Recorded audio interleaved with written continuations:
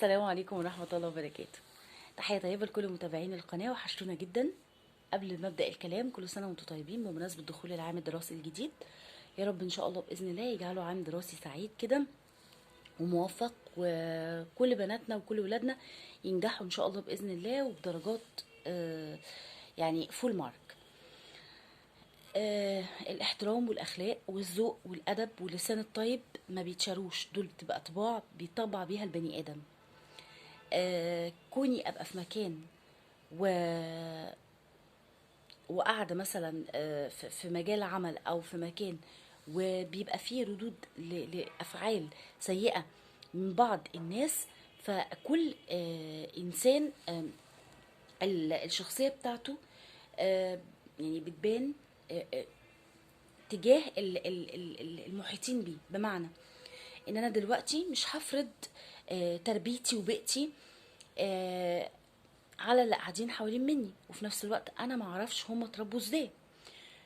طيب لو لقينا مثلا الحد ده كانت معاملته وحشة، رد فعله مش حلو، سواء كان بقى كبير في السن او كان صغير، احنا عندنا مقياس. الرسول عليه الصلاة والسلام قال لنا ايه؟ قال لنا احترام الكبير ولا عطف على الصغير، او بمعنى اصح يبقى في احترام متبادل ما بين الكبير وما بين الصغير. مش معنى ان هو صغير اذا انا ههينه، ولا معنى انها كبيره اذا انا ههينها، لا. لازم يبقى في احترام متبادل. مفيش حاجه اسمها زي عيله صغيره ده سنها صغير لا يتغلط فيها، لا. الغلط مرفوض تماما. المعامله الطيبه هي اللي باقيه. في نفس الوقت اللسان الطيب بيبقى هو الكويس. نفترض ان احنا قاعدين في مكان ما، ولقينا حد مثلا كبير في السن وبيبتدي يرد ردود سخيفة، او مثلا تحس ان هو مثلا مستصغر كل اللي حوالين منه، وجرى مش عارفه ايه وجرى ايه. ايه الموقف اللي يتعمل؟ اولا كطبيعة اي انسان متربي، انا ما ينفعش ان انا انزل لمستواها او لمستواه وارد عليها بنفس الرد اللي هي ردته، او ان انا مثلا ابتدي ان انا اقول ايه، دي قالت لي كده، لا ده انا في ساعتها مثلا اخد حقي. لا، انا شايفه ان ده غلط. طيب الصح ايه اللي يتعمل؟ والله لو صادف الحظ ولقيت مثلا حد مثلا بالطريقه دي بيتعامل بالمعامله دي معايا، بتتقال بمسامة كده ان انا بقطم الكلام معاه. يعني ايه ان هو بقطم الكلام معاه؟ يعني خلاص بعتبر ان الكلام واقف معاه. حتى لو جت في مره من المرات وجهت لي الكلام، بعتبر ان الكلام مش ليا.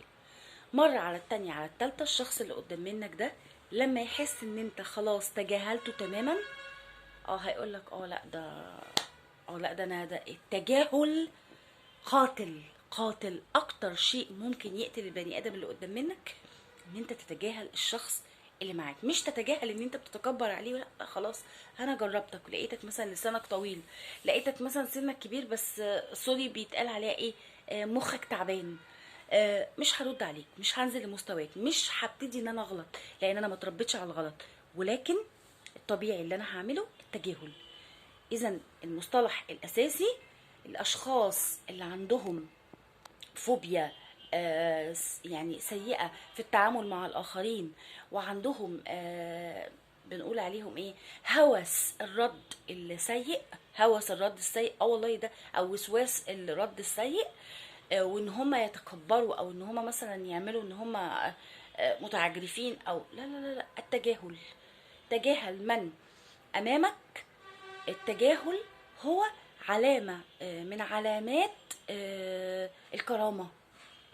مش بس الكرامة، كونك تتجاهلي الشخصية دي، انت كده بتبعدي عنك المشاكل، بتعملي لنفسك كارير جميل جدا جدا جدا بمنتهى الادب ومنتهى الاخلاق.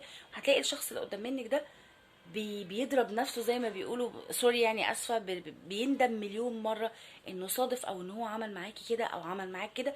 ولكن خلاص اتس تو ليت بقى، مش هينفع ان انا ارجع تاني عن التجاهل، لان انا خلاص قفلت الباب. حتى لو عدل معاملته معاك، برضو الباب سيظل مغلقا.